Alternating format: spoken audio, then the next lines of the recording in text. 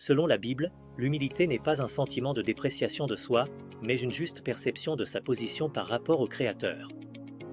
Proverbe 15h33, la crainte de l'Éternel enseigne la sagesse, et l'humilité précède la gloire. La gloire commence par l'écoute et l'obéissance.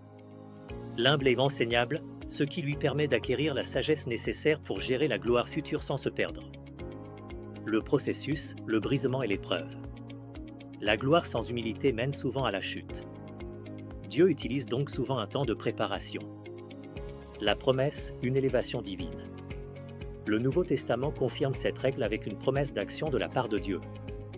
Jacques 4h10, humiliez-vous devant le Seigneur, et il vous élèvera.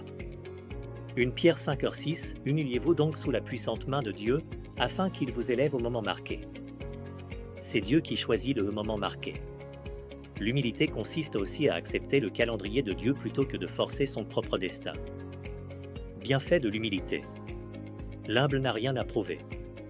Il accepte ses faiblesses, ce qui le libère du poids du jugement des autres.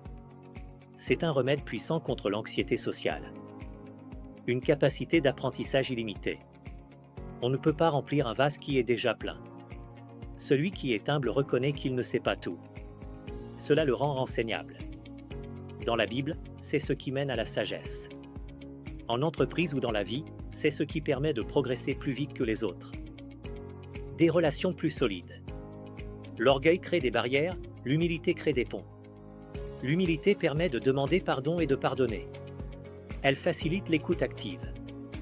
Les gens sont naturellement attirés par les personnes humbles car ils se sentent écoutés et valorisés en leur présence. La protection contre la chute. C'est le principe de sécurité, plus on est proche du sol, moins la chute est douloureuse. En restant humble dans le succès, on reste lucide.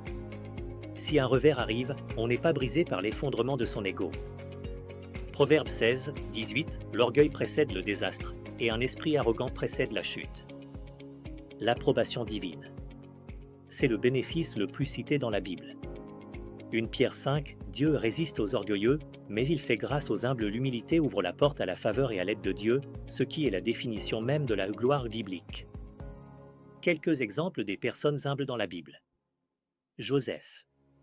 Vendu comme esclave, puis injustement emprisonné en Égypte. Devient gouverneur d'Égypte, second après Pharaon. Moïse.